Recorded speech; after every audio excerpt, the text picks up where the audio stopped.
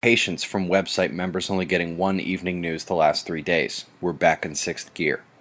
You're watching an older animation here from NASA, the Goddard Scientific Visualization Studio. Veteran observers know we like to compare them to NOAA's similar group. I've put both animation sites in today's links as NOAA has just come out with this new one. They are constantly measuring the yearly growth and dissipation of the Antarctic ozone hole. It allegedly peaked late in September. This is from the Environmental Visualization Laboratory. Shots of Ozone for the day actually is multiple turned into an animation. This is on spaceweather.com's gallery, and I'd like to note the increasing brightness of the comet, although Bruce Gary no longer believes it was due to that aforementioned outburst. Coming to the coast of Mexico, where Raymond may be about to leave, but until then the coastlines are being significantly affected, and the shear to the north is driving enormous amounts of moisture northeast across the Gulf states. It's where it meets that cold air still streaming south from Canada, Alberta Clipper style. Lorenzo is not currently a threat out in the Atlantic. In Europe, the convergence line leading these lows dropped some tornadoes in France. The precipitation in southeast Australia was desperately needed, but is now about to move on. Solar wind telemetry reveals a density increase this morning.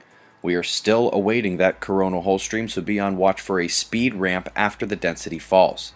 The Earth-facing sunspots are fairly impressive. On the south we have a massive umbra leading a magnetically moderate group that has not done much yet. Same could be said up north until this morning. We have 2 delta spots up there, perhaps even a third trying to develop. That's the flare maker, and they did just that, firing an M-class solar flare this morning just as that large Earth-facing filament up north destabilized and released. Stereo B shows most of that blast missed Earth.